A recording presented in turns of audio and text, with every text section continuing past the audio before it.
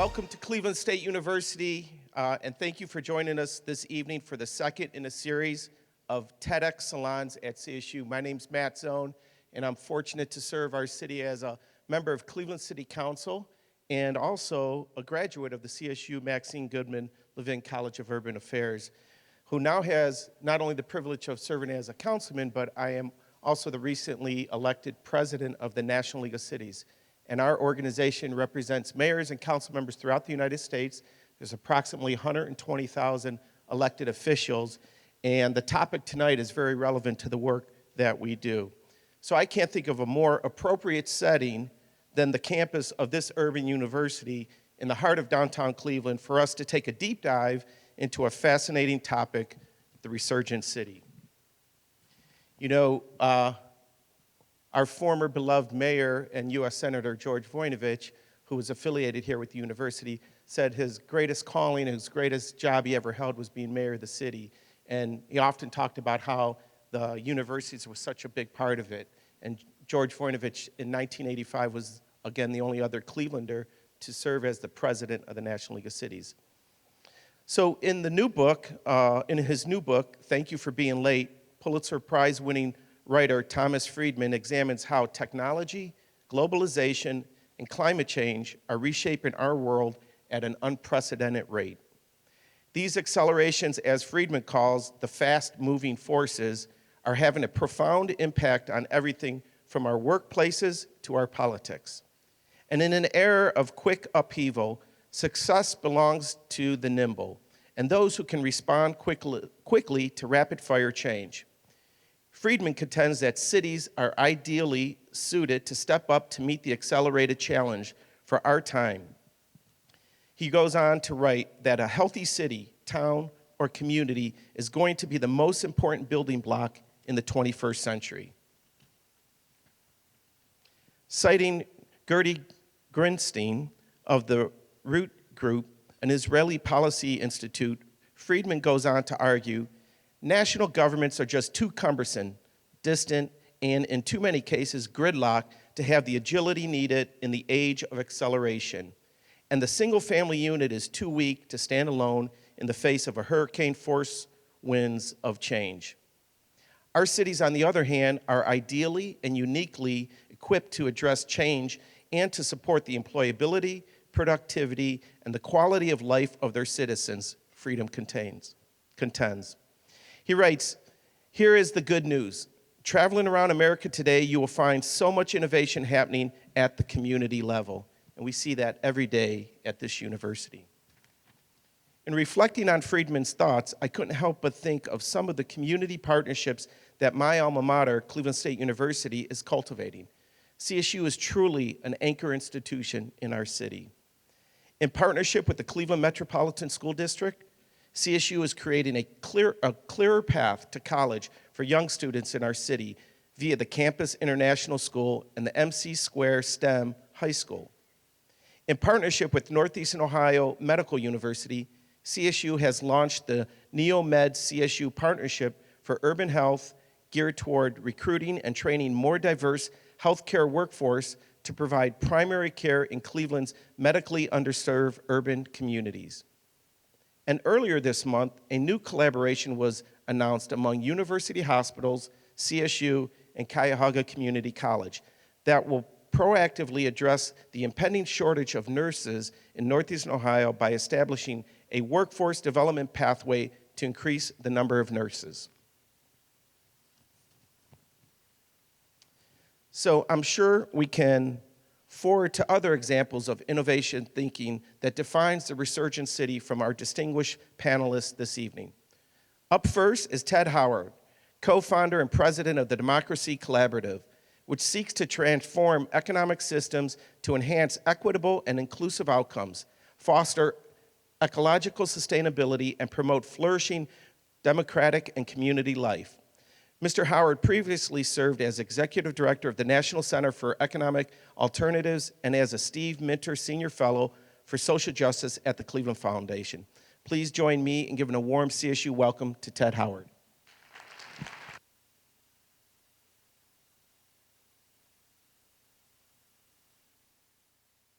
Hello, everyone. Thank you for coming out on this rainy day here in Cleveland, Ohio. I moved to this city about 6 years ago because I thought what was taking place here was so innovative, was so path-breaking for our nation that I left Washington, D.C., inside the Beltway, where I'd lived for about 30 years, to move to Cleveland, Ohio. So I'm a proud resident of the Glenville neighborhood on the east side up near University Circle. So today, or tonight, my brief remarks are going to be about the role of what are called anchor institutions, places like this institution, Cleveland State University, in revitalizing and rebuilding the local economies of our communities. Doing so by leveraging their procurement, their hiring practices, the investment of their endowment, and much else about the institutions to really transform our cities. So the first thing is obviously, what are anchor institutions? It's probably a term you've heard. Anchor institutions are place-based institutions, the biggest of which are universities and hospitals, often called eds and meds. Economists refer to institutions like this as sticky capital. When you look out on Euclid Avenue here, all the businesses, in 100 years, most of that will be gone. They'll have been bought out, they'll have moved, some will have failed. We can be pretty sure Cleveland State's going to be here because it's an anchor institution. Most of these institutions, overwhelmingly, are nonprofit or public. So they have a social mission. And it's that social mission that starts to drive the logic of how these institutions can operate in a way that really has a positive impact on our communities. I'm going to look particularly at the economic dimension. Other speakers will look at other aspects of anchor institutions. We're talking about a lot of money. This is a big part of our economy. You can see the figures up there. More than 9 million people employed in anchor institutions, just the eds and meds. And that doesn't include city governments, philanthropy, other kinds of anchors. But this is a very big part of our economy. Annual expenditures between the eds and meds, over $1 trillion. A lot of money, and we're going to return to that theme as we go forward. And these are different ways that institutions like yours can organize their business model to make sure that people in Cleveland benefit. So you can buy your goods and services, the chairs, everything you see here has to be bought by your institution. Now you can buy it from China, you can buy it from Chicago, you can buy it from Miami, or you can buy it from Cleveland. And when you buy it from Cleveland, you keep the money in your community. You get a multiplier effect. You start to create greater employment for the people of your city. So a lot of people say, Cleveland's one of the poorest cities in America. And if you look at certain kinds of figures, that's the truth. But within this city, there are multi-billion-dollar institutions that can contribute to our revitalization and rebuilding. Now, these are just very quickly a couple examples of other kinds of institutions in other cities that are doing this sort of work of refocusing their business model. So you see up here 2 hospitals in Boston, which have intentionally gone out to hire people from low-income neighborhoods, support them to become productive in the economy, and bring them into their workforce. Good-paying jobs with career ladders. You could see university hospitals. That's an example right here in Cleveland. They looked at their workforce and said, we don't employ very many people from the surrounding neighborhoods. We need to do that because it's good for our community. And so they built a program called Step Up to UH. It's a pipeline into low-income neighborhoods like Glenville and Fairfax and Huff. And they're intentionally recruiting people into their institution for the first time from these neighborhoods. About 200 jobs have been created so far. In terms of investment dollars, Dignity Health is a Catholic health system out in 3 western states, California, Arizona, and Nevada. They took $100 million of their endowment, which is about $1 billion. They took $100 million and turned it into a revolving loan fund to provide loans to local businesses, mostly owned by women and people of color, that could not get loans from commercial banks because they knew if they give these companies loans, they'll go out and hire people in the community who need jobs. Creative use of your money. And there's Gunderson Health System in Wisconsin that said, we want to become a green system. and they have put their money, because it'll be good for the community and our business, they've put their money into greening themselves, and they're 100% now off the grid, totally self-generating, sustainable, renewable energy. Very quickly, a university example. I have to go through these slides a little fast, I apologize. Drexel University is in Philadelphia. It's a university that we at the Democracy Collaborative do some work with, as we do with Cleveland State here with Dean Roland Anglin and his team. Drexel looked at their purchasing and found in their purchasing, their supply chain, $140 million that could be localized that was leaving their community, and they have a very low-income neighborhood right across the street from them. So they're systematically working through this to take that $140 million and drive it locally. And it will have a big economic impact. More people will be hired, more people will be productive workers and citizens, more people paying taxes to the general fund of the city, which is good for the school system, repairs the roads, funds the police, and everything else that we need done. One of the big developments that's taking place in anchor institutions now is that institutions have realized they could go it alone and try to improve their community, or they could band together with other anchors and form collaboratives. My organization works with a number of these around the country. This is Albuquerque. It's called Healthy Neighborhoods Albuquerque. 6 of the major anchors of the city, including the mayor's office. And by the way, if you think this kind of sounds like liberal, progressive, do-good stuff, well, you know, the mayor of Albuquerque is a solid conservative Republican. He just thinks it makes sense to conduct his city in this way. And I know Matt's own, many of his members are obviously Republican mayors who are also getting on board with this kind of strategy to lift ourselves up using the assets that we have in our community to build wealth. So Healthy Neighborhoods, Albuquerque is underway, targeting hiring local people who are been unemployed, supporting local small businesses, building cooperative ventures, and so forth. Chicago has something called CASE, Chicago Anchors for a Strong Economy. 15 of the biggest institutions, including the city government, University of Chicago, Rush Medical Center, and so forth, all working together to localize their procurement, to create contracts for local small businesses, again, mostly minority-owned, that will hire people that need to be hired. Here in Cleveland, we have the Greater University Circle Initiative. That's a partnership of Case Western Reserve University, University Hospitals Cleveland Clinic, the city government, Mayor Frank Jackson, and the Cleveland Foundation, working together to create opportunity in the eastern part of the city near their campuses. Their signature project that many of you may know is called the Evergreen Cooperatives, where about 140 people now working in worker cooperatives, supplying goods and services to the large institutions, including on East 55th Street. We have built the largest core urban hydroponic year-round greenhouse in the country. We have about 3 acres, 3.5 acres under glass, producing 3 million heads of lettuce and 300,000 pounds of basil in downtown Cleveland, owned by the people who work in that company because it's a worker co-op. Pretty cool, huh?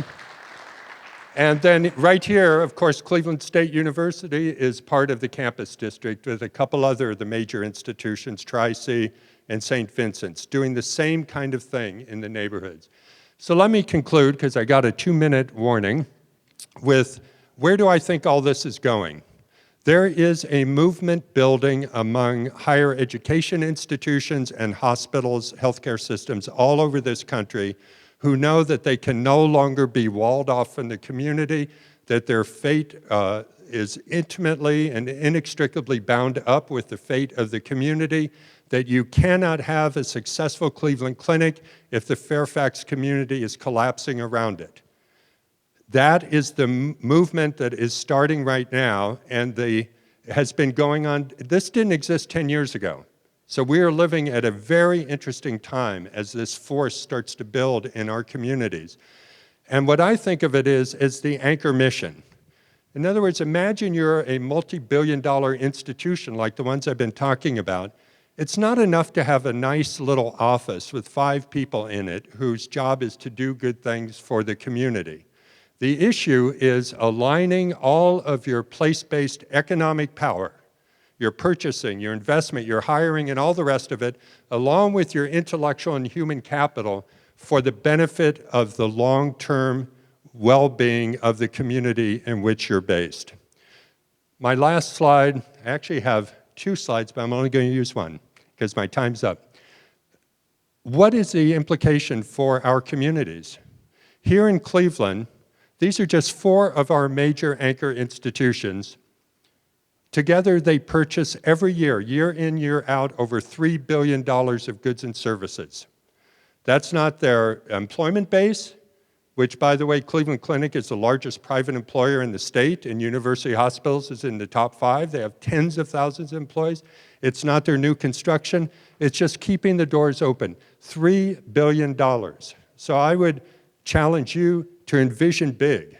What could be the impact in a community like Cleveland, Ohio, if we captured as much of that $3 billion as we could and drove it toward equitable, inclusive, and sustainable development for the people of Cleveland, Ohio? Thank you very much.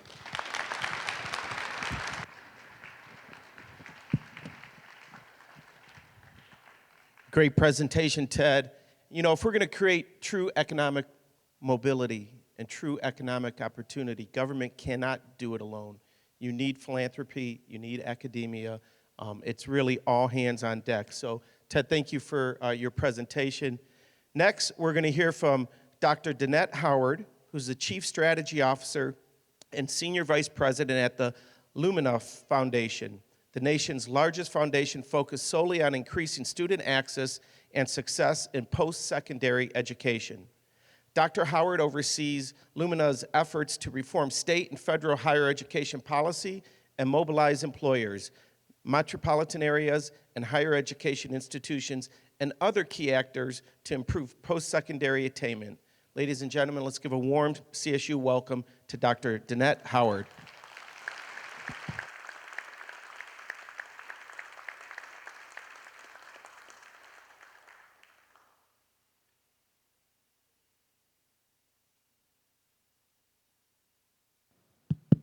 Good evening, everyone. There you go. I'm delighted to be here. My work at Lumina Foundation now has me living in Indianapolis, but I'm originally from New York, and I'm not from that part of New York that you're probably thinking of. I'm from the part of New York where if you're from the 5 boroughs, you say, you're not really a New Yorker. And I'm also from that part of New York where if you're from Rochester or Buffalo, people say you're also not really from upstate New York. I'm from Newburgh, New York. Has anyone ever heard of Newburgh, New York? Newburgh, New York is about an hour north of the city and about 90 miles away from our state capital of Albany. And one of the things that I loved most about growing up in Newburgh, New York, is that no matter what part of the city you were from, if you were from a more affluent suburb or from the inner city, you really got to go to an excellent school and you had access to wonderful teachers.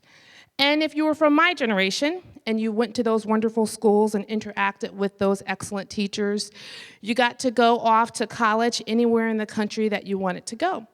Or you got to stay locally if you wanted to do that also. But if you were of my mother's generation, most people didn't have many options.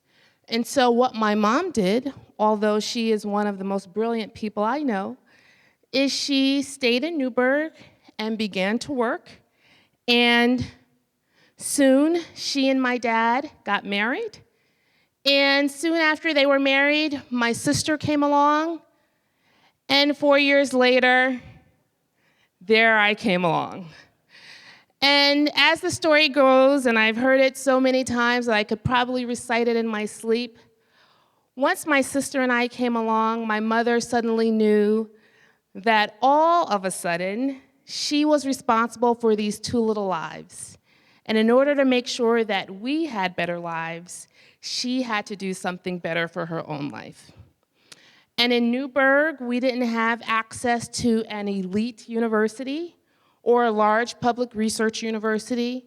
And we didn't even have a community college within our boundaries in Newburgh.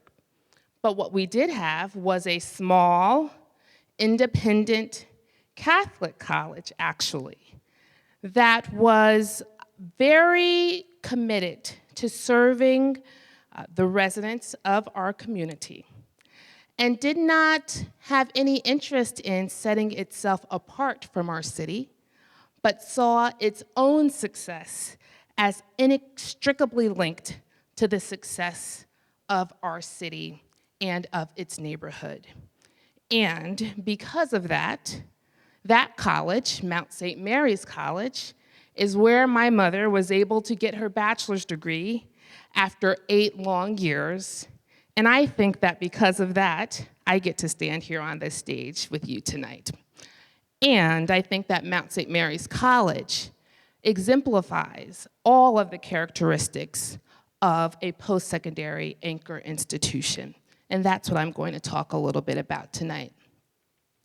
So at Lumina Foundation, as you heard during the introduction, we are incredibly privileged to be able to work on one single issue. Most foundations work on a variety of things, but at Lumina, the only thing that we are focused on is ensuring that more students get the opportunities that my mom had to go to college or to go to some other type of post-secondary institution and to obtain a high-quality post-secondary credential. And about a decade ago now, we started to look more closely at some of the research that showed that the United States was actually falling further and further behind in terms of post-secondary attainment rates. As you know, we used to be first in the world. We started to fall back to 10th and then 12th, and we started to grow very concerned by that. At the same time, we became aware of some data that showed that by the year 2020, 60% of jobs were going to require some form of post-secondary education beyond high school. Not all of them would require a bachelor's degree. Some would require a high-quality certificate or certification, but many more individuals were going to need some sort of training beyond high school. And of course, all of this was undergirded by what we all, many of us already knew, that benefits of all sorts accrue to the individual, but as well as to society at large, when more of us are able to secure those high-quality credentials. Of course, earnings increase, unemployment rates plummet, individuals are more civically engaged, the health and well-being of individuals and the community increase, and we are able to begin to address that in what seems to be that insurmountable issue of poverty. So what I believe is that education is the key to lifting an individual, a family, and a community out of poverty. And what the data show us, and what this particular slide shows us, is if that individuals who are born in the lowest income quintile, lowest of the low, poorest of the poor, for those individuals that do not go to college, do not secure any type of post-secondary credential, the odds of them remaining in the poorest of the poor are incredibly high. However, if you go to college and you secure a degree, the odds of you being in any one of the 5 income quintiles is pretty even. So that means you have a fair shot, right? And we want people to have a fair shot. And that's what earning a college degree does. So all of this informed what we started to do at Lumina Foundation in around 2012 and 2013. And that's when we established Goal 2025. It started out as being Lumina's goal, but we really wanted it to be a goal that the nation embraced. And that was that we would help the nation to earn Americans, 60% of Americans would earn high-quality post-secondary credentials by the year 2025, because we believe that more Americans need those high-quality post-secondary credentials in order to meet the talent demands of the nation. When we first started tracking the goal in 2008, under 40% of Americans had those high-quality credentials, so that would be degrees and certificates. We are now up to almost 46%. I know that seems to be incremental movement, but after years of stagnation, years of no movement at all, that represents millions of more people who have been able to earn those degrees and credentials, and millions of lives that have been transformed and changed. So that's the good news, but 2025 is not that far away, and we still have a long way to go. So there is a sense of urgency around what we're going to do to get there. The other thing that we are incredibly mindful of in terms of our work and the attainment goal is that looking at the overall rate, as we just did, is one thing, but you have to look underneath the overall rate to see that there are significant gaps in who is earning these degrees and certificates. And there are certain populations that are underrepresented in terms of the completion and attainment cohorts. Most specifically, African Americans, Latinos, and American Indian students. And so at Lumina, we felt it was very important that our work get very targeted around those populations as well as adult learners. So how does that come back to post-secondary institutions in communities? That time went by very fast. In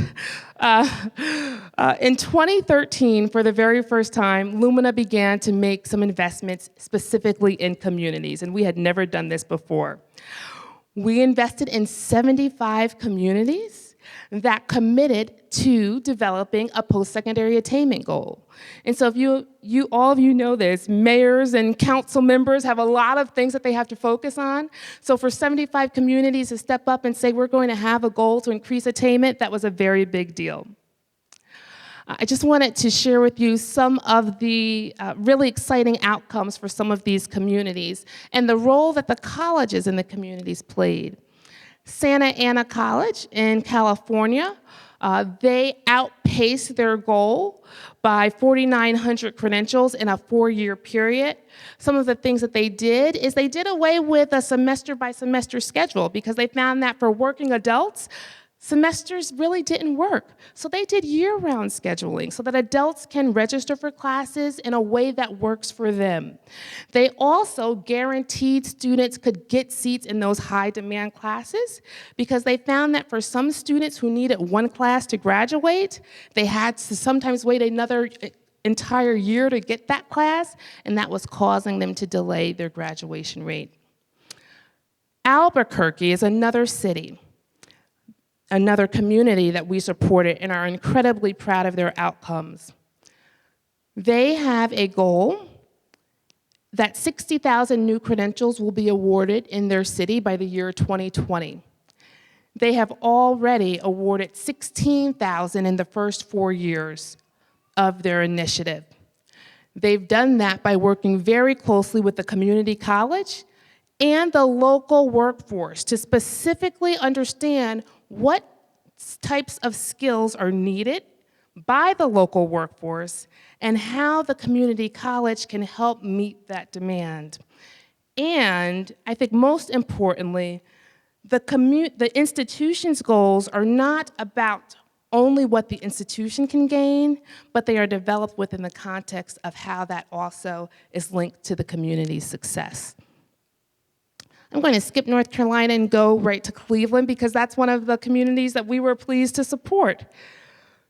Very thrilled to see that the high school graduation rate in Cleveland is now an all-time high according to what our partners here report. Yay, kudos.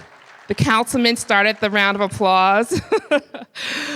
Cleveland State and Cuyahoga Community College, I got my pronunciation checked before I came up here, are focusing on guided pathways to make sure that students who transfer from the community college to Cleveland State, they aren't lost in the shuffle. So many students lose a ton of credits between that transfer process that they almost think that it's not worth it. But I understand that your institutions are working together very closely so that students have a seamless experience, which is fantastic. And this higher education compact of Greater Cleveland, you're really working to engage stop-outs. Now, there are stop-outs all across the country. Who knows what I mean when I say stop-outs? Who's heard that term before? Stop-outs are students who, life happens to all of us. So you're enrolled in college and you think, oh my goodness, someone in my family has gotten sick, or I need to take on another shift at work. I'm just gonna stop out for a semester. And then a semester turns into a year, and then a year turns into 4 years, and the next thing you know, you've been out of school for a decade, and then you think it's too late to go back. So here in Cleveland, you are working to re-engage those students and get them to graduation. As I take my seat, I just wanted to go back to the fundamental definition of what it means to be an anchor, and think about that, about the role of an institution in terms of increasing post-secondary attainment. Something that can be relied upon for support, stability, and security. And I think about that, Mount St. Mary's College, nearly 40 years ago when my mom walked across that stage. Now I am on this stage, and I hope that you will continue to think about that as you yourselves have a role to play in ensuring that more students meet their post-secondary goals. Thank you.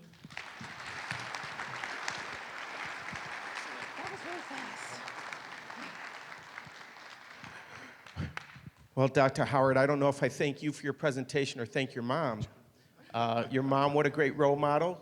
8 years, but she did it. And look, today her daughter is a good doctor, so thank you for that provocative presentation.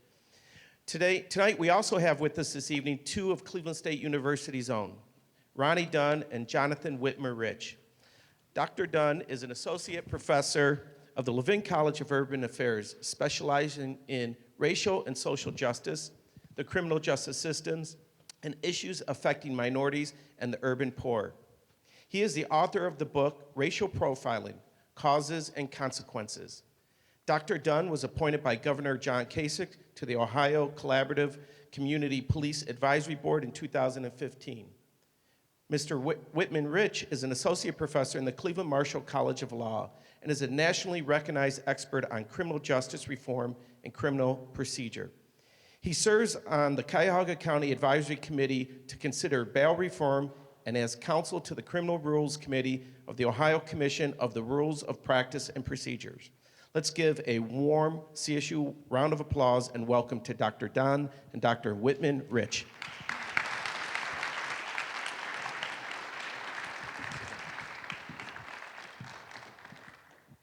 Good evening. Thank you for being here. Myself and my colleague, Jonathan, we're going to briefly talk with you regarding the role of anchor institutions in enhancing community police relations. Many anchor institutions, such as universities and public hospitals, have their own individual police departments, such as CSU. And we know it's vitally important that those institutions, that those police departments practice community-oriented policing, the type of policing strategies that are conducive for promoting and sustaining positive community police relations. 92% of public colleges and universities and 38% of private universities have their own individual police department with full police powers, including the use of deadly force. Now, as I said, it's imperative that they be sensitive to the needs and the relationship within that community. As we know, we're currently, policing is a very critical issue in our country, so that is vitally important. There are examples of forms of policing, aggressive policing, that have been adversarial and corrosive to the relationship with the surrounding communities around anchor institutions. Case in point, the 2015 shooting at the University of Cincinnati of Samuel DuBose. Now, the irony there is that the city of Cincinnati, their police department was under federal consent decree, which they came under in 2001. Now, they have since reformed and transformed the relationship within that community to the point that Cincinnati's police department is now held up as a national model of community policing. So the university police department was under a memorandum of understanding with the host police department, the city police agency, and after that shooting occurred, data was reviewed and revealed that over the prior 3-year period, the police at the university were following an aggressive form of policing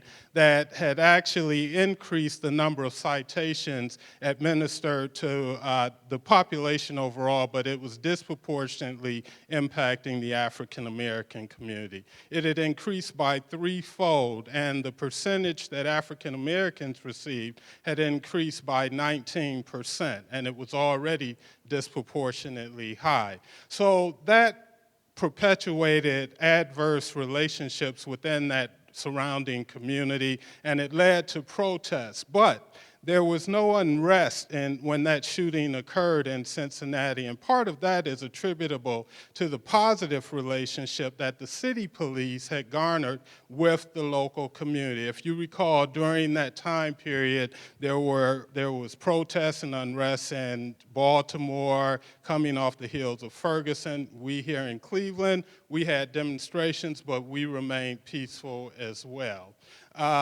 Another role that anchor institutions can play in enhancing public safety is that of the hospitals. Hospitals that employ violence-based hospital emergency intervention programs. And those programs, they utilize ex-offenders and former gang members as intervention specialists that are embedded in emergency rooms. And when a gunshot victim or a victim of some form of street violence is treated there in the emergency room, these outreach workers, coupled with social workers, intervene and try to counsel those victims from retaliatory violence, which perpetuates so much of the violence that we see unfolding in our inner city neighborhoods.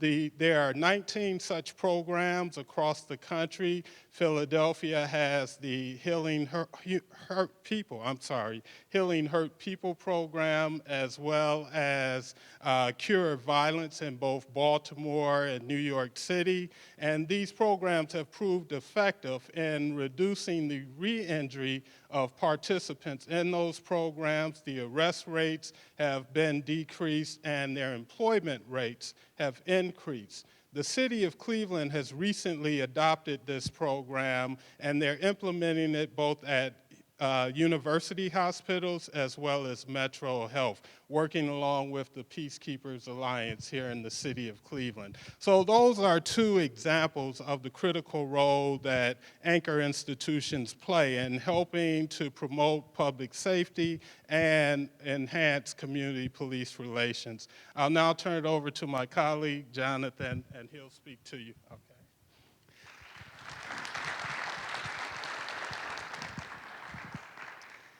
Thank you. So I'll talk about two specific examples of how this anchor institution, Cleveland State University, is playing a role in trying to bring national criminal justice reform efforts into this local community.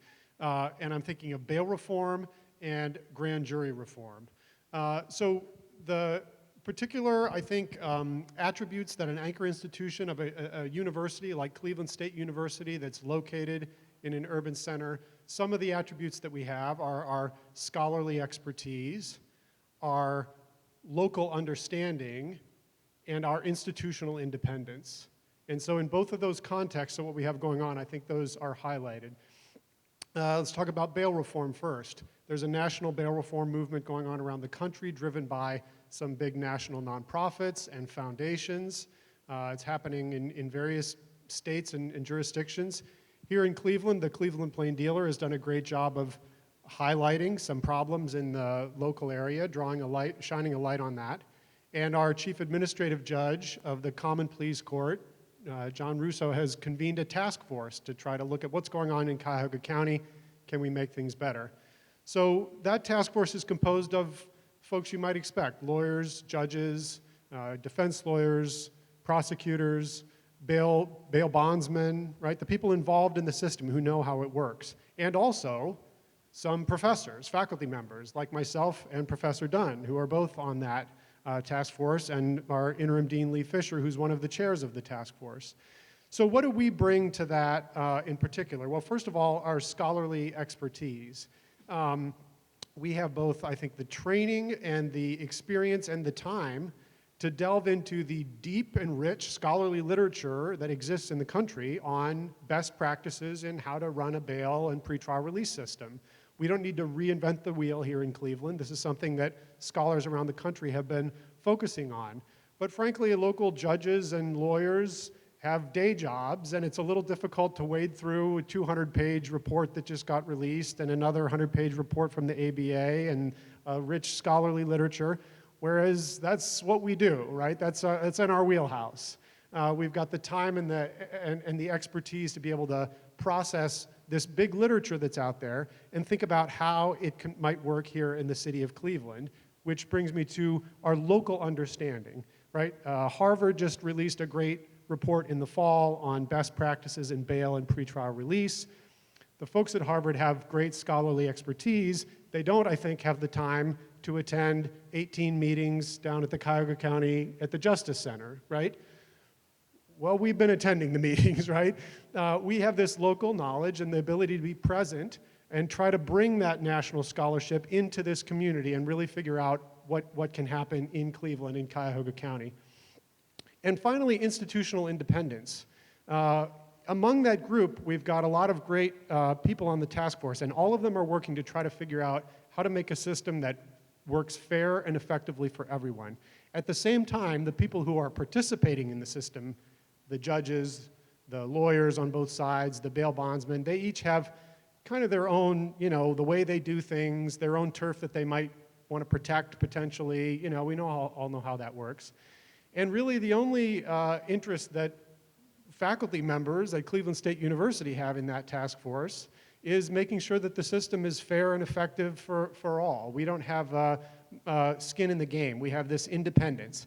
And I think that allows us to bring into that process a very effective combination that hopefully will, it's a work in progress. So we'll come back next year and I'll tell you if we accomplished anything. But hopefully allows us to, work at making the bail and pretrial reform justice system work in Cuyahoga County so that system works based on assessment of risk of the individual, rather than detaining them or not detaining them based on whether they have any money, right? So that's one example. Another example, grand jury reform. Another issue that's gotten a lot of national attention in the wake of things like the Tamir Rice shooting and other police shooting around the country, where grand jury processes were held by prosecutors, lengthy, secretive processes. Nobody knew what was going on. Sometimes people were upset at the outcome, and there was a criticism of how the criminal justice system was working.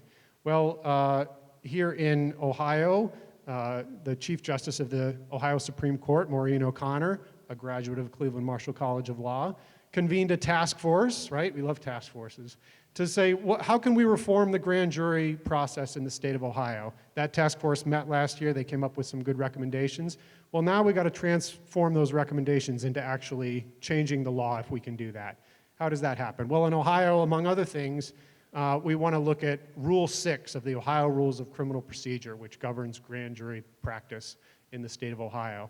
To change the Ohio Rules of Criminal Procedure, you have to go through something called the Ohio Rules Commission, which, as you maybe heard in my introduction, I happen to be counsel to the Ohio Rules Commission. It's a role that means that when they have a proposal, say, we need to fix Rule 6, what can we do? We've got these task force recommendations. Well, they hand it to me, And I have the time and expertise to look around what are the models nationally, what could the language look like in this rule, and that's what I've been working on, among many other things, right, in that role over the last year. How can we amend Rule 6 to make it a more fair and effective system, to provide some transparency when it's needed to the grand jury process? And again, bringing my kind of scholarly expertise and institutional independence into that rule. At the same time, in the fall, I, with the support of my dean, organized a symposium at the law school where we brought scholars from around the country to talk about the role of the prosecutor and the grand jury in police use of deadly force cases. So we held a symposium here at the law school. We talked about ideas, and we got our students involved. The students who published the Cleveland State Law Review are publishing scholarly articles from those people, entering into the national scholarly debate on what are the best ways to do prosecution and grand jury practice in this particular area. So I think, again, those are two great examples. We'll see. They're both ongoing, so I can't tell you what the results of those are. We're still working on both of these. But where Cleveland State University, as an anchor institution in this community and in Ohio, is playing a really critical, concrete, day-to-day role in moving forward criminal justice reform in these two key areas. So, thank you.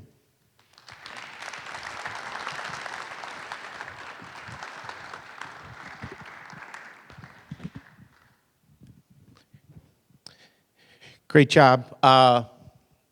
I've had the good fortune and opportunity to work with Dr. Dunn. I have the privilege of serving as Cleveland City Council's chair of the Public Safety Committee.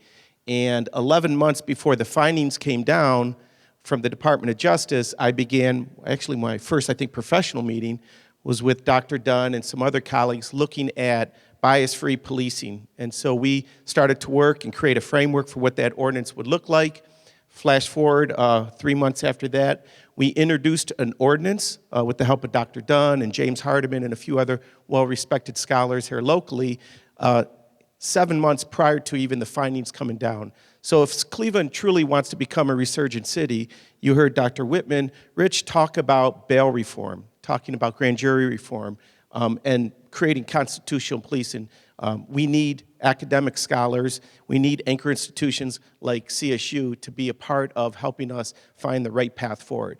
So with that, to help summarize all the talks that you've heard tonight, we have the two deans with us. First, I'm going to introduce Dean Engler, who is our amazing dean of the Maxine Goodman Levin College, who's doing a remarkable job. Grad of that college, give it up, come on, give it up, give it up.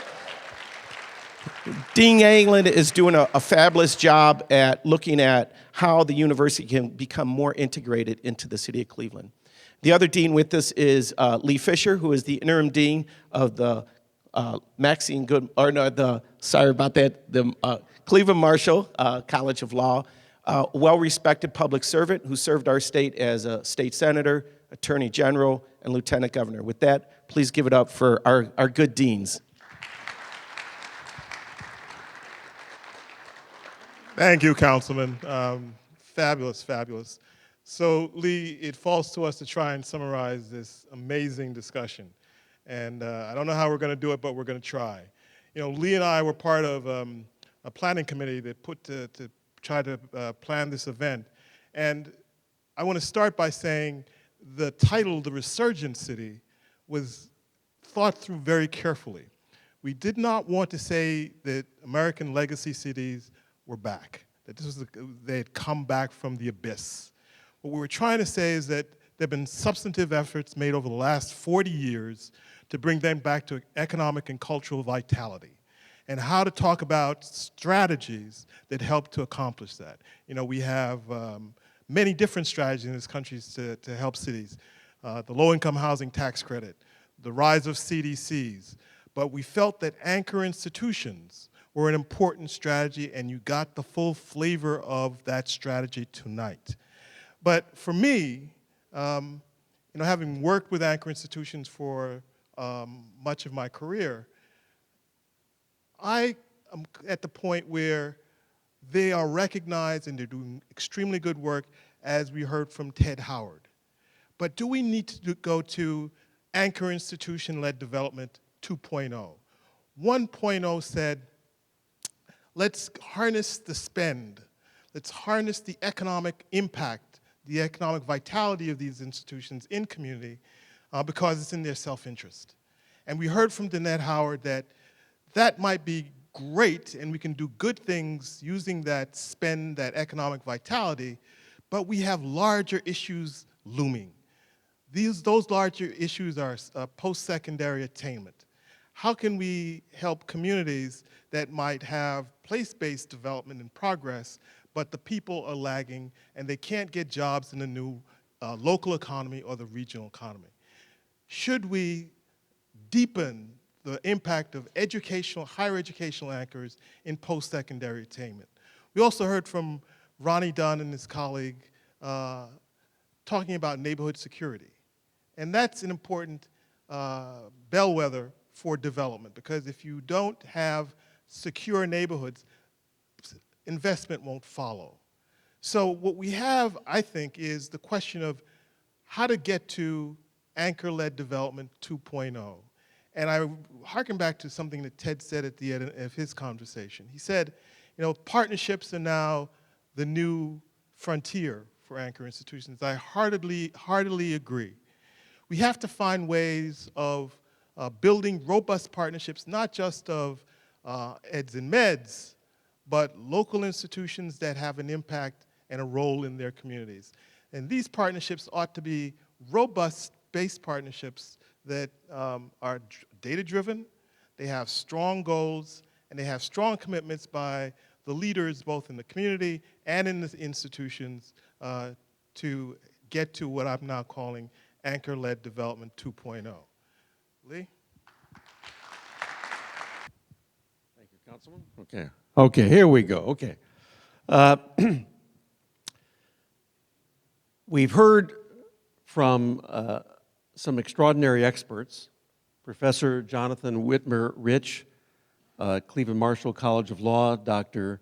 Ronnie Dunn of the Levin College of Urban Affairs, Danette Howard and her mother from the Lumina Foundation, and Ted Howard from Democracy Collaborative, and Matt Zone, Cleveland City Councilman, President of the National League of Cities. I should tell you, by the way, that the only reason that Matt Zone said some nice things about me, he didn't tell you that I married his sister.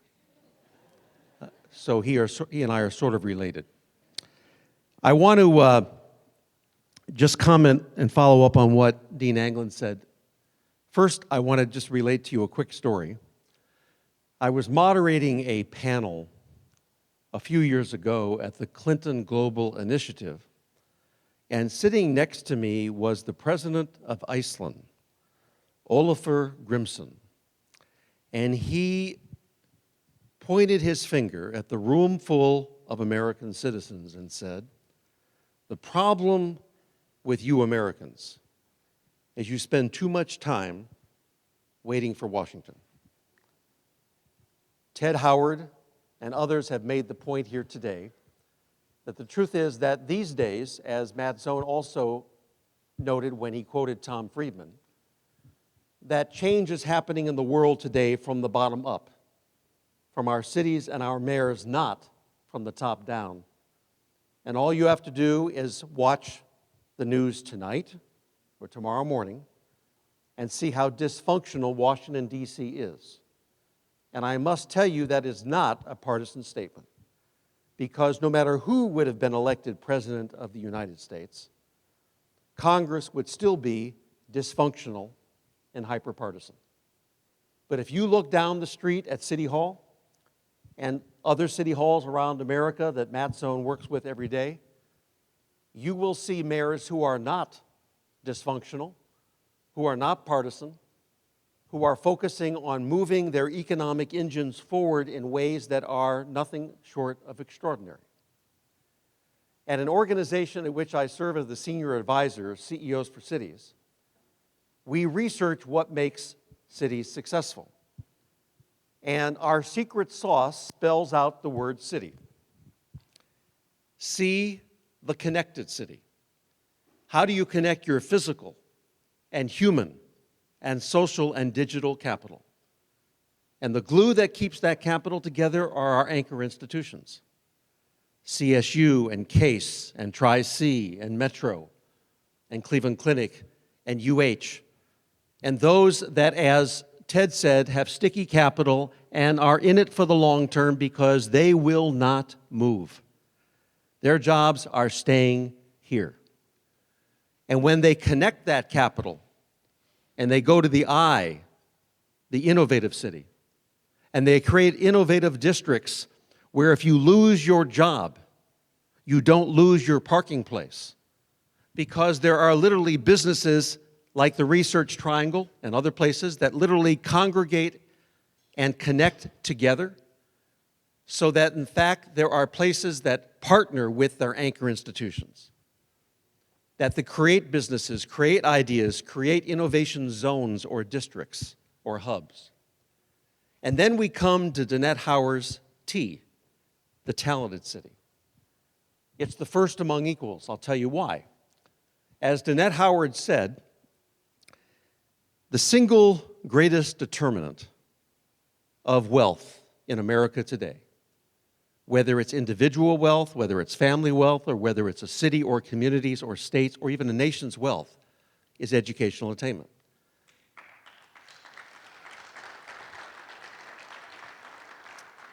In fact, most economists say that if you could only use one metric for a city's economic success, that metric would be per capita income.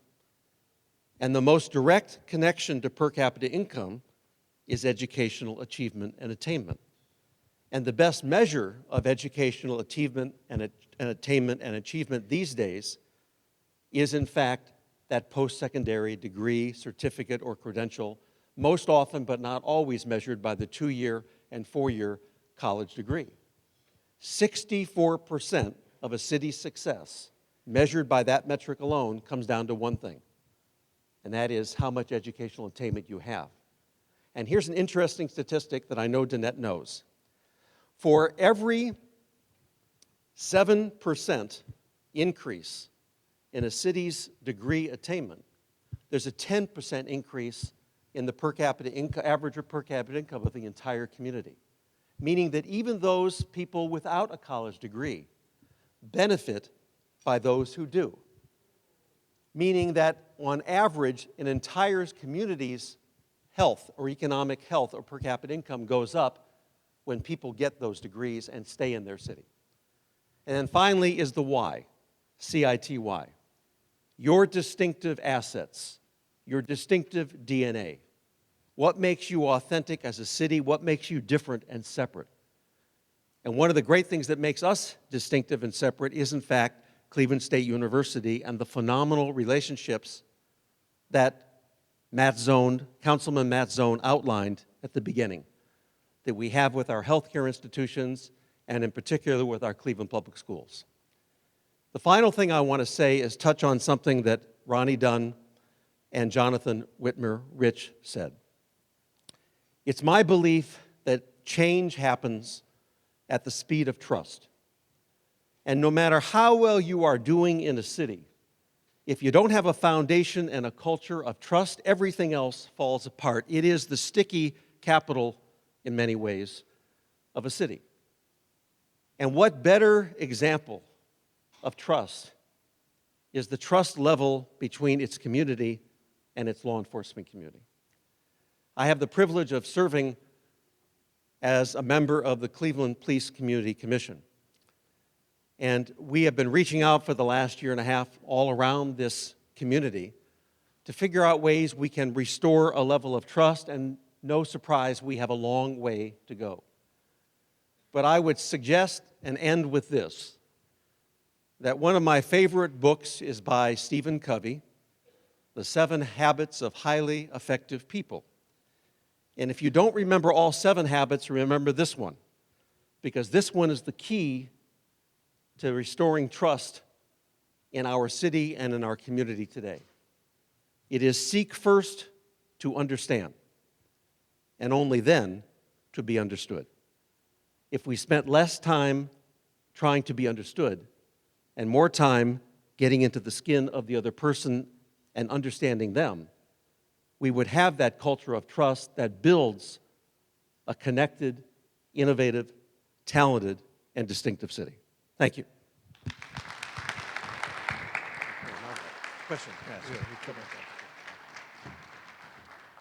So now it's your time to ask questions of our presenters, and possibly we can answer a couple of questions too. So have at it. You can ask questions to the presenters, and they will actually, they don't know this, but they will come up here on the red carpet and answer that question. We have a question here and one back there. You were actually first. Am I first? Yes, go ahead. So Detroit a number of years ago did a food economy study that I was involved with, and part of what we looked at was the anchor strategy that the city was considering. And the anchor strategy included organizations like the Ford Foundation, the hospital there, as well as Wayne State. One of the things that I think we found that differentiated their strategy was, in addition to having that commitment to buying locally, they had a hiring commitment, and they also had thresholds. Is this something that you're all seeing that will have a benefit from an anchor strategy on a community like Cleveland? Ted Howard.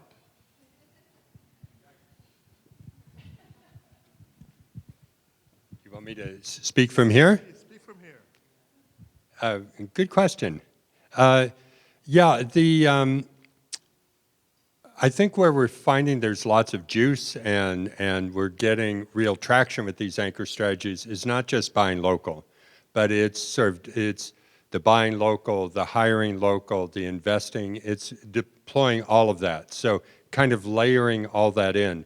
The one thing I'd really want to emphasize, though, is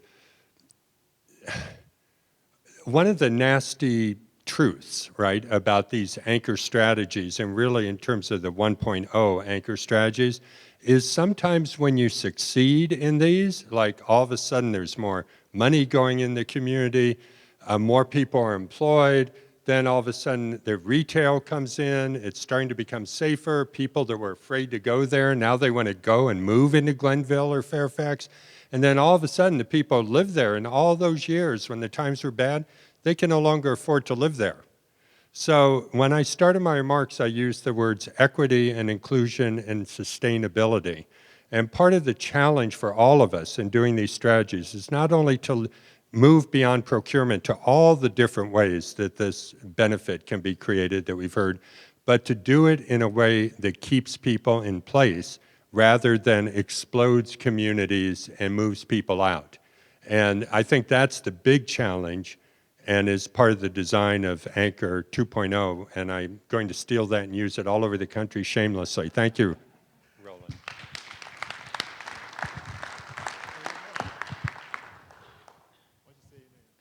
Hello, my name is Wally Sharif. I'm from the Urban College. We've seen that the anchor institutions in Cleveland have been here for decades, if not for more than 100 years. What has happened in the past 5-10 years which Cleveland has started to become a resurgent city?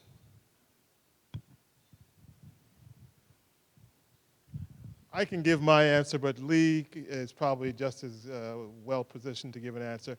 You know, part of anchor strategies involves key important leadership. And from what I can tell, just looking at the history of anchor involvement, you have the positioning of new leadership that started to work together for the betterment of the community. It's all about what Lee said, trust and engagement. I think leadership is very key to that. I'm going to defer to my brother-in-law on this one. Thank you, Dean. Government can't do it alone. And first of all, thank you for pursuing a career in the Levin College. Government can't do it by itself. I think Ted and Danette really captured why we have to leverage each other's assets. When you can pull together clusters of philanthropy and academia and government all together with grassroots people in the community, that's how you create the change. And we've realized early on at the National League of Cities that government can't do it. Local government can move swiftly, but if you want to create true change, it has to happen from within and up. And that only starts with our anchor institutions to create a resurgent city. Dean? Got one here and one here, but I saw him first. Okay. My name is Al Bragg. As a doctoral student at the Levin School, I've learned the value of research, but I've been surprised that the graduate students don't seem to use that research to help police and fire. I see an opportunity for graduate students, particularly I come from the fire service, to do some research so that we can do things more strategically in the fire service versus the way we've been doing it for 50, 60 years. Has there been any movement to let our anchor institution link up with our emergency services so that we can be more strategic? Jonathan and Monty, you're on. Let me give you the mic. Here you go. Thank you for that question, Albert. My response would be yes, there are efforts, in part my work as well as that of Jonathan's, as Jonathan discussed, how we as academicians are engaged primarily within the criminal justice realm to help address these larger issues that are affecting our nation. Now, you as a graduate of the Levin College or a doctoral candidate and soon to be graduate, hopefully, you will, in my view, be part of that. I am working on your dissertation committee, so I know the research that you are pursuing, and it can have significant impact. So I think what we have to do is continue to provide opportunities and encourage our students to engage in that realm of research and scholarship. Yeah, I think it's a two-way street, that the local institutions like the police departments, fire departments, and so forth have to think about local universities as opportunities to tap into expertise. And we in those institutions have to get out and engage with those. I think that it's important, we don't want to be a university that's an ivory tower that's kind of doing our own thing. I think that it's very important for the deans and the administration and the president and our other faculty members to think of our role as faculty members. One thing, we have 3 jobs is what we're told, which is teaching, scholarship, and service. Service is often work within the institution, work on committees and so forth, but I think there should be a strong emphasis at a place like CSU of evaluating people and giving people promotions and benefits based on demonstrated engagement with the local institutions, right? That Professor Dunn is out there working in this task force trying to actually improve a local issue, and that should be something that we really recognize him for, and that's a big part of our mission. So I think that it can go both ways, but there's a lot of opportunity there.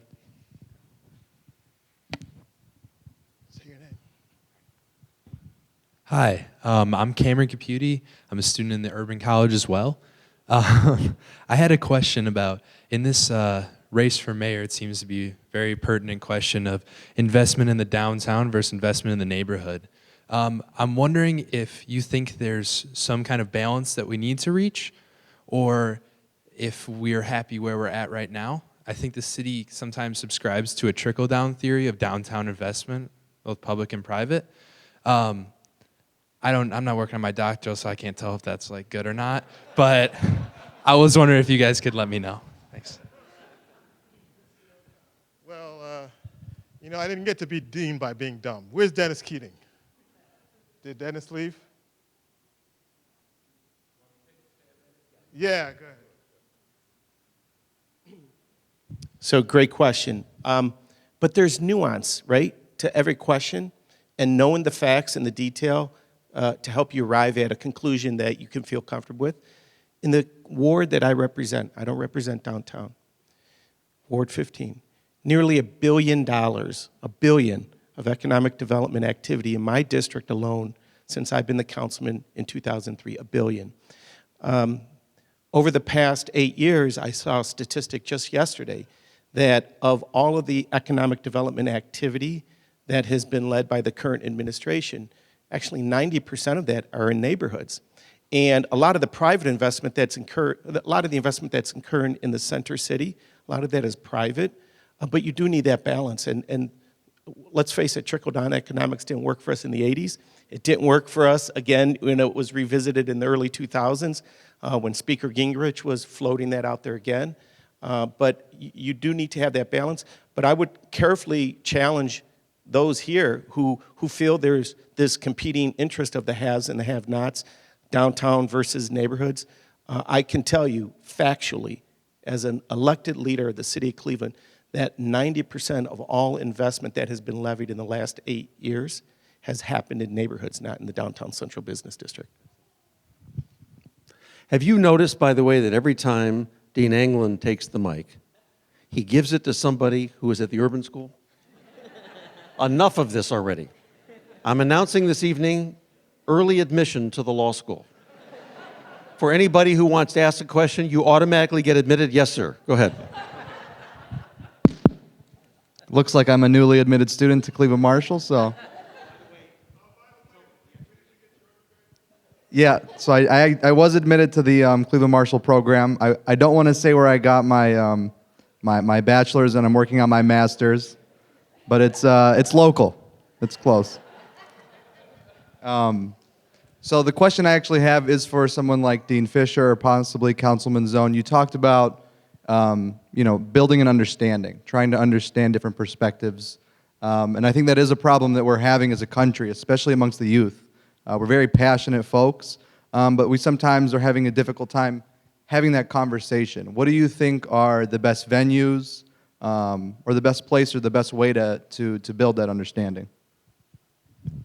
The best place to learn that understanding is the Cleveland Marshall College of Law. And let me explain why. Because you will find when you start your classes this fall, and I know you were admitted to more than one school, but I also know that you've already decided that the only school to go to is Cleveland Marshall. You'll find that one of the things we're known for is our national moot court team. And one of the things you learn in moot court is that you sometimes have to take the position with which you disagree.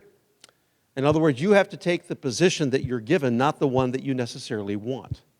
One of the things you learn in law school is critical thinking, being able to seek to first understand and then to be understood. And I actually do believe, honestly, although I was being somewhat facetious, that the greatest thing we can teach anybody at Cleveland State University, either undergraduate or graduate, is the ability to pause for a second and to think about the other person's point of view. And that's exactly what we train you to do as a lawyer. If you become a law clerk for a federal or a state judge, you will not always agree with what they have to say, and hopefully that judge will give you the opportunity to state your view. But in the end, the judge will say to you, write the draft opinion, and this is what I want you to say. It's a wonderful experience because if you understand that part of education is learning the other viewpoint, it begins to establish that culture of trust we talked about.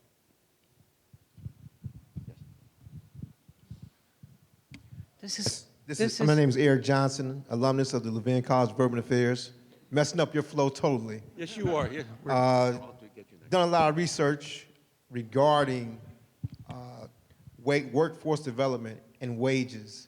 And as you stated, per capita income is a definite indicator about how a city's doing. And apparently we're not doing that well. So with that said, and the way the world is going these days toward more education, how do we talk to a population that averages roughly $17,000 a year in income to come down to an education, to come down to college and get an education with the growing burden cost of pursuing a degree, and even an advanced degree? How do we convince them to do that in spite of what they face? We're going to ask Danette Howard to speak to that. That's a fantastic question. And we actually have done some research that shows that it's not a matter of making the value proposition. People understand that if they are able to get a college degree or to get a post-secondary certificate, that their odds of getting a job that will pay them a better wage are going to increase exponentially. So it's not that they need convincing of that. What they need help understanding is that there are going to be some short-term sacrifices that will need to be made in order to make that happen. Or what people need help understanding is, how can I pursue that post-secondary education when I need to keep the lights on? I need to provide for my family in the interim. And so that's where these partnerships, these post-secondary partnerships, workforce partnerships, where individuals are able to get support from their employers to go back to school, where institutions are providing flexible schedules so that students know every day that they're going to be able to take a course from 9 to 12 or a series of courses, and then they're able to have a work schedule that doesn't need to be as flexible. And so these community workforce partnerships are vitally important so that individuals who understand that obtaining a post-secondary credential is going to transform their lives and their families' lives are actually able to take advantage of those opportunities. But the institutions and the employers have to be at the table together to make that happen.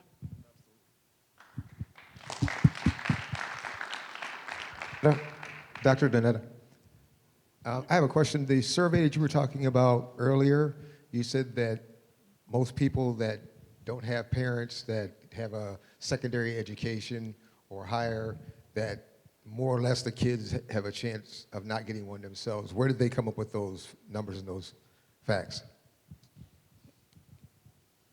Can you repeat that? I think that you're talking about the slide that I put up by income, where, is that the one that you're talking about, sir? It was a graph you had, I believe it was in yellow and gray, saying that some people, they don't get a secondary education because their parents didn't get a secondary education.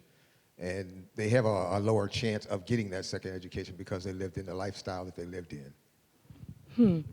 So I'm trying to remember what particular slide that is, but I can say that one of the highest indicators of educational attainment is parental educational attainment. So when you're the first person in your family to achieve or to obtain a college degree, odds are that everyone in your family after you is much more likely themselves to earn a college degree because they see what is possible. So it's a game changer. It's a very big deal when first-generation students come to college, right? So we celebrate every time there's a first-generation student who's not only able to make it through the door, but then to make it across the graduation stage, because that means that the life chances of everyone who comes after them have just totally been transformed. But the research, and there's a lot of research, and I'm happy to talk to you afterward, it's very clear that parental education, primarily mother's educational level, is the primary indicator of what happens in terms of a child's educational outcome. Thank you. I'm not going to school here at all, I'm sorry. But I'd like to step this back just a little. In the last 10 years, we've really seen that preschool to third grade is the best time to start educating people to set that standard for them. So my question is, of these institutions that we've now been talking about, are any of them engaged in that early childhood education? Go ahead. Okay. So I got a lot more credibility when I get questions like this now that I have my own children, I have to say. But this is why I loved the way that you answered one of the last questions about scholarship, research, and service. And service not being just about what you do on campus, but how you reach into the community. Because there is so much expertise on campuses about education and giving back. Most colleges have exceptional colleges of education where they are training future teachers. And those colleges of education and those professors are also, should be, going into the communities, doing work. Teachers are doing their student teaching in neighborhood communities, in neighborhood schools. So certainly that work has to happen at their earliest levels. And what we see, those of us who work on the higher education side, when students come to our campuses and they need remediation or they are falling behind very early on, that doesn't start when they enter the college classroom. That has started very, very early on. Sometimes as early as kindergarten, you're already seeing those achievement gaps. So it's very important that that partnership is at all levels within that community, university, workforce. Absolutely. Dr. Howard, can you stay up here? Your question reminds me of an example. I don't know if Dr. Howard wants to talk about it. Say yes. That, is that some of the, a little bit an answer to her question also, or is that not relevant? It is. Now, I'm not a say yes expert, though, so don't. Okay. Well, Say Yes is a partnership that's in a few cities. The one that I know in Syracuse, New York, where the higher educational institution is involved in a partnership with the public schools. We're putting wraparound services right from kindergarten up to make sure that throughout the pipeline, these kids get the services that they need, and at the end of the pipeline, they have a chance to get to college. So it's not just you know, a hope and a prayer. It's very intentional. And there are lots of partnerships like this springing up all over the country, and the early say on them is that they make a difference. And also want to remind you, as Councilman Zone said at the very beginning, the premier partnership that exists, I think, in the state of Ohio, exists right on this campus with the Cleveland Public Schools and Campus International School and MC Squared, and what President Berkman has created as an educational park, understanding, as Roland England said, that we're talking about an education system that is cradle to career, not K through 12, not even K through 16. But cradle to career. We had a question over here. Hi, my name's Lita Shukaluk. I actually have the honor and privilege to have the opportunity to teach at an urban district. And the one thing I just wanted to say first is that when you had mentioned or had said that seek to understand before you're understood, that is like, when you said that, I got chills, because that is, until I learned how to do that, and until I realized that, I couldn't get anywhere with any of the students until I could actually understand each of their individual needs. And then I could actually create a learning environment and differentiate in such a way that each student had the opportunity to be successful. So that was awesome.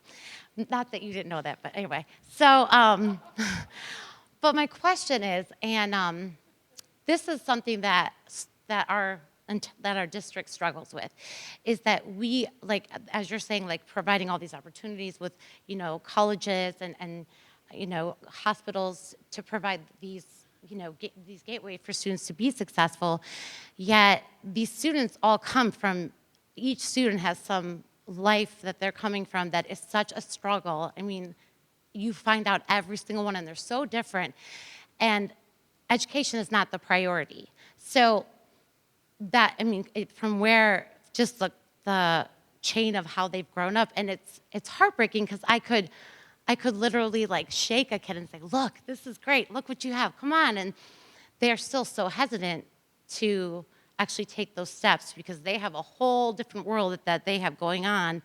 And I guess, so my question is, what, you know, obviously, like, this is something that I'm very passionate about, because I want every student to at least have some path of success outside of where they're at.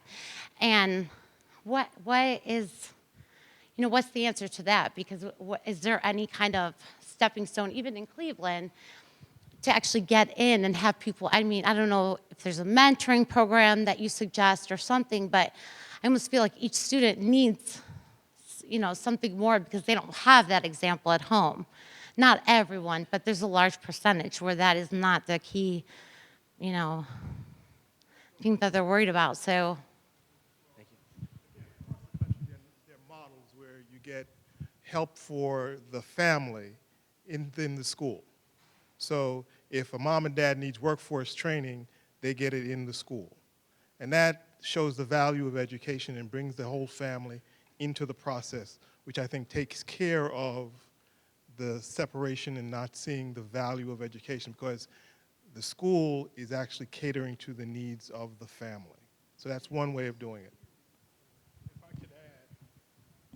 There actually is an example of that over in Slavic Village. There's a holistic program, pre-K through 16, that is based off the model of the Harlem's Children's Zone, where it provides holistic support for not only the student, but their family. And I think Dean Engler mentioned the YES program. And so they're all based off of those types of models. And actually, Third Federal Bank is an anchor institution in Slavic Village, and they are funding, they're one of the primary funders of that initiative. So I would encourage you to take a look at that program there. It is local.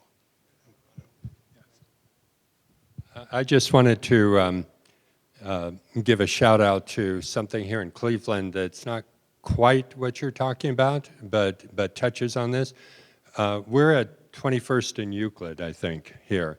So if you go up about 14 blocks around 35th and Euclid, there's the Newbridge Center for Arts and Technology. I don't know if you've heard of that, but it's a remarkable program put together by 3 of our anchor institutions in this city, the Cleveland Foundation, the oldest community foundation in the country, a few blocks down, Cleveland Clinic, University Hospitals, all put money into it for 2 purposes. One, to create programs, really extraordinary programs to awaken the imagination of kids after school. So kids come to this, some of them 2, 3 bus rides to get to this center right up the street, and they learn photography, and they learn pottery, and they learn hip-hop music production with a world-class music producer. And the energy and the aliveness that they're getting from being in a facility as beautiful as this, unlike anything they've been to, that's really for them, is extraordinary. And what's happening with these kids over the years is really amazing. But there's something for the adults, too. There's a training center for people from low-income neighborhoods, very specific neighborhoods, who receive training from the hospitals to become phlebotomists, pharmacy technologists, whatever it's called, a couple other things. And unlike many workforce programs where people get trained and trained and trained over and over and over again, there's no job at the end of that training. You just have a certificate, but no job. These people are almost guaranteed, and about 135 now have gone through the training and now have jobs at Cleveland Clinic or university hospitals. So that one center is touching both the parents and the kids in different ways. And it's really one of the most tremendous assets of this community. And I really want to give praise here to the Cleveland Foundation. And some of you here probably know India Pierce-Lee, who's their executive vice president, who said, we want to build this kind of center in our community. And it's right up the street. And people from all over the country come here to visit that center as a model. The Newbridge Center for Arts and Technology. And if you Google for it, you'll find it. Thank you. My name is Michael Dover. I teach social work here at the School of Social Work, and I have a degree in sociology from that school up north. One of the statistics I learned there was what was called the Gini coefficient of inequality. And I'm wondering what you would think would happen if we were to look at the Gini coefficient of inequality, the compensation structure of our anchor institutions here. Now, I really like what I heard from Dr. Howard about them, flexible work, maybe industrial childcare, all kinds of things that they could do to make it more possible. But while they may have given 200 jobs to Evergreen, they've given hundreds and hundreds of jobs at subliving wage to Sodexo, which also contracts with them on their laundry. Sodexo also contracts with them on their food service. All of our anchor institutions are contracting out jobs at subliving wages. And our anchor institutions themselves are not paying living wages. So my question to you is this: can the Anchor Institutions 2.0 pledge to pay a living wage to all of its contractors and employees, and regularly report to the public on their coefficient of inequality, perhaps even as a condition of continuing to enjoy the property tax exemption, which was the subject of my dissertation. Thank you very much. So you're staying, right? Oh, I thought you were just throwing that bomb in and leaving. So I think this is a really good point. I was working in Pittsburgh at a hospital not to be named, and I mean, major health system in the city of Pittsburgh. And this was a few years ago, and it was around the holidays, around Christmas, right before, and I was walking through, and this system was talking about all the good things they're doing for the community and blah, blah, blah. And I came across this big table filled with cans of beans and peaches and rice. I said, are you collecting food for the community, for the holidays? What is this? And they said, no. These are our staff have brought this, but it's for our low-wage workers who can't afford Christmas dinner.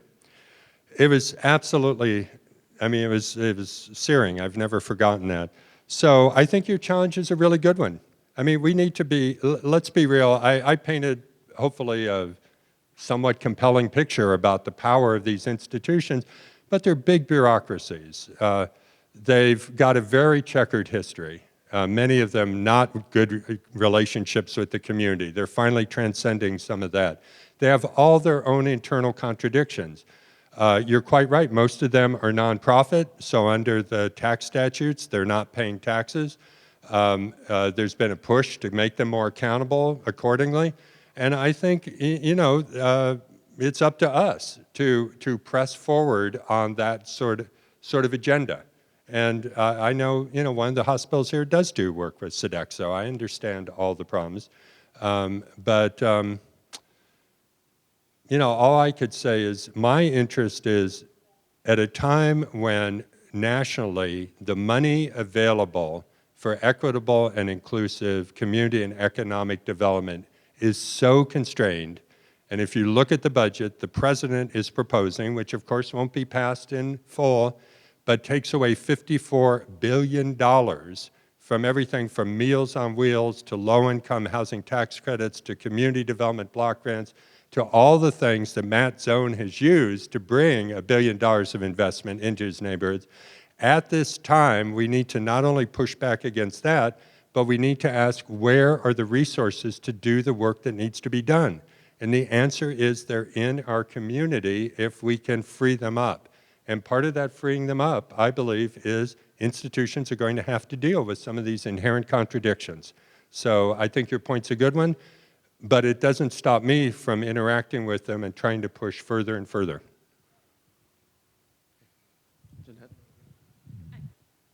I love that question. Thank you. And I think that those of us who have a platform also have a responsibility to be mindful of who we hold up as exemplars. And in our work, we are very careful about what institutions we hold up as exemplars because, as you know, many institutions have incredible graduation rates, for example, but they also have incredible gaps in their graduation rates. So not everyone is completing. Some students are falling very far behind. And so I think that's an excellent reminder. Thank you for the question. I'm going to come back to my original question, which goes back to the Dean's reference to Anchor Institution 2.0. And I'm going to go back to Detroit. Now, Detroit is a very agricultural economy. It's surrounded by a very agricultural market from a regional standpoint. So one of the things the Ford Health System did in their commitment to local, and I'm not a fan of Sodexo, and you can quote me on that, just because of some of their practices and how they've actually, what I will say, negatively influenced local business development. But one of the things Ford did was they made a commitment of 35%, not only local, but hiring entrepreneurial companies. Now, Detroit, again, was in a very different situation, and they had a lot of money that they were putting into the urban agricultural development with young farmers, but it was more than that. It was more than just servicing the food. One of the things we discovered was there were small businesses who couldn't access Eastern market because they couldn't tap into the distribution channels that were sitting up here that Sodexo was dealing with. So we were able to identify here was an entire economy that wasn't being utilized. It was low-educated workers, if you will. They didn't have secondary degrees, but it was certainly something that people could aspire to. So that was what Ford did, and they looked at that, and they started targeting that, and they started, I will say, lowering the base of Sodexo's threshold on the economics. So that's my answer to the sociology professor, but then I'll throw it back to the democracy.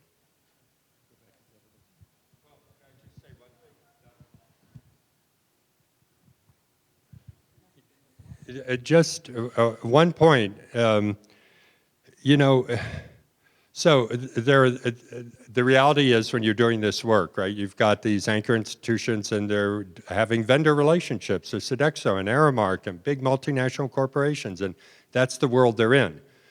What we're trying to do is move them more and more local, but the reality is with our greenhouse, the Green City Growers, what University Hospitals and Cleveland Clinic went out and did was the following. They don't buy their own lettuce. They do buy laundry services, but they don't buy their own lettuce as an institution. They contract with Aramark or Sodexo, and that company provides their food service. So UH and the clinic went to their food providers and said, look, we want our contract rewritten with an amendment that says all leafy greens that we purchase will come from this worker-owned cooperative in the central neighborhood that's employing people that we want employed. Will you put that in the contract? And the answer was, well, no one asked us that before, but sure, if that's where you want it to come from. Similarly, university hospitals changed part of their procurement procedures. They had a big contract coming up with, for a medical distribution center.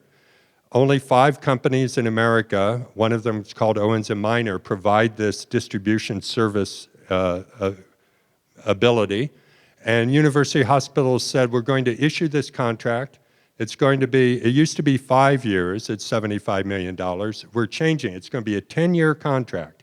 It's $75 million, but the winner of the contract will not only be price competitive, the company will agree to build a facility in one of our low-income neighborhoods and hire people locally to do the work, and that isn't minimum wage work.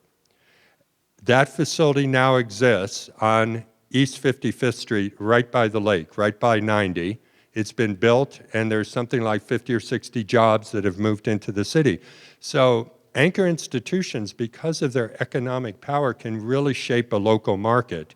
And again, I think our job is to encourage them to do that and bring that value to those relationships with companies that might not particularly care about Cleveland, but if they're going to get a $50 million contract, they're going to start to care about Cleveland if the owner of the contract presses them to do so.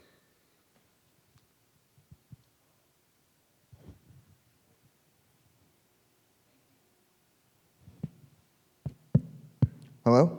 Oh, thank you. First, I want to say thank you guys for coming, and it's been very enjoyable for something I'm interested in.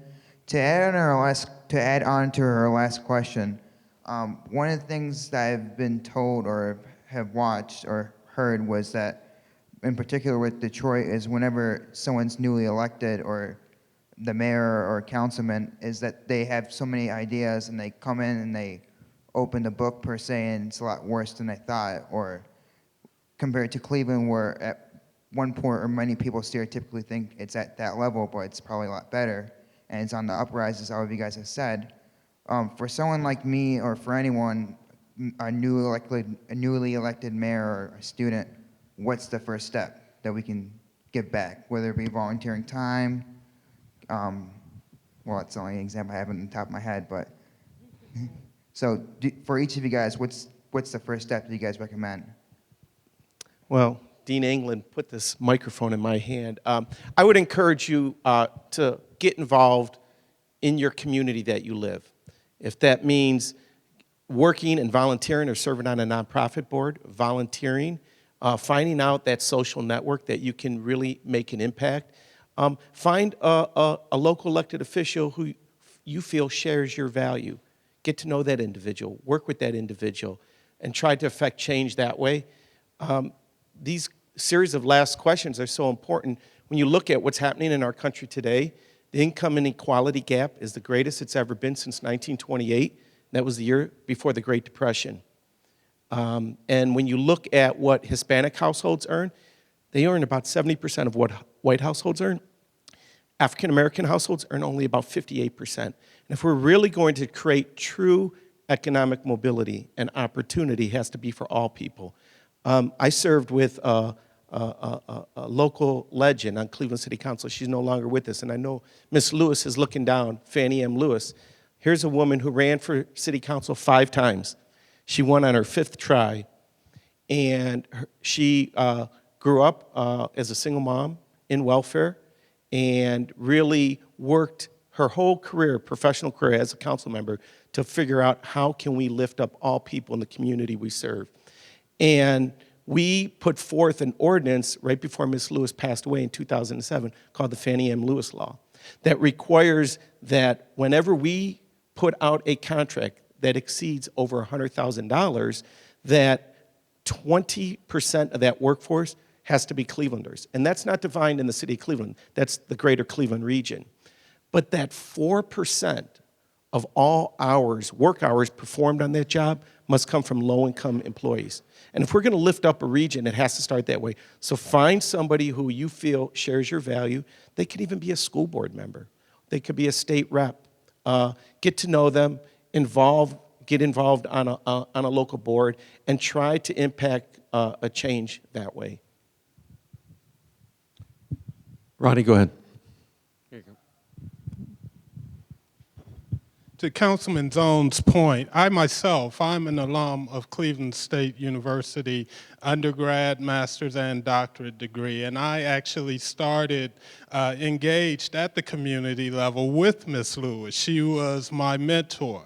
And myself and State Senator Nina Turner, we started a student organization, and we were doing community outreach, voter registration, voter education over in Huff with Ms. Lewis. So as the councilman said, find someone that their values and views align with yours and get engaged. It's not when you walk across that stage that you become the professional or the person that you want to be. You're in process now, so I would encourage you to do that.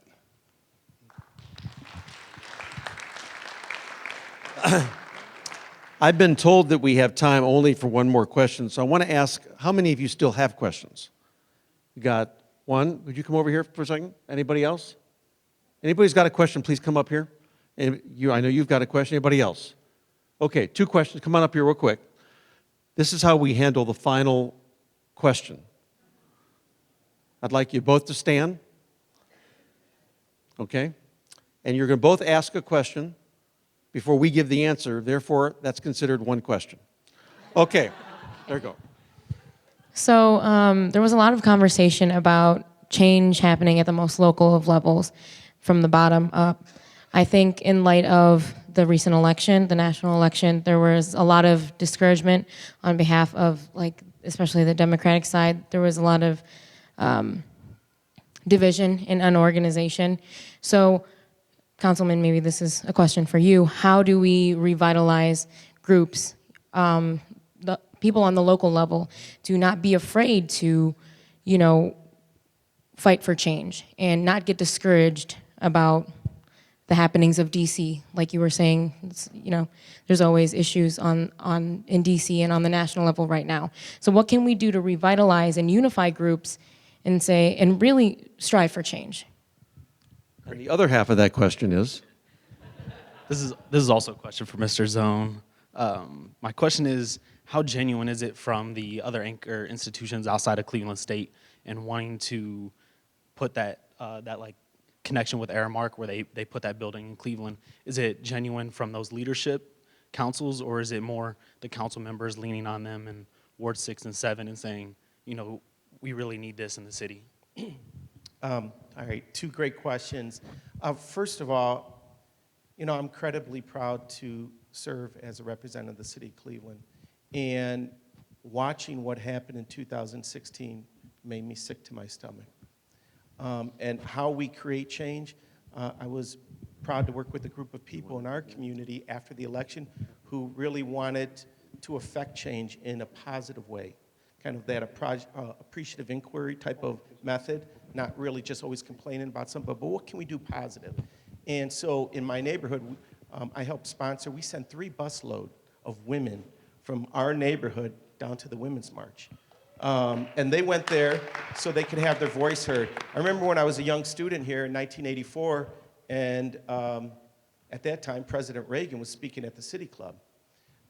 And I helped organize a group of people where we went out and protested in front of the City Club to have our voice heard about issues that he was advancing with an initiative called Star Wars. Some of my colleagues over here will remember what that was, but they wanted to put like missiles and bombs up in the sky to blow people up.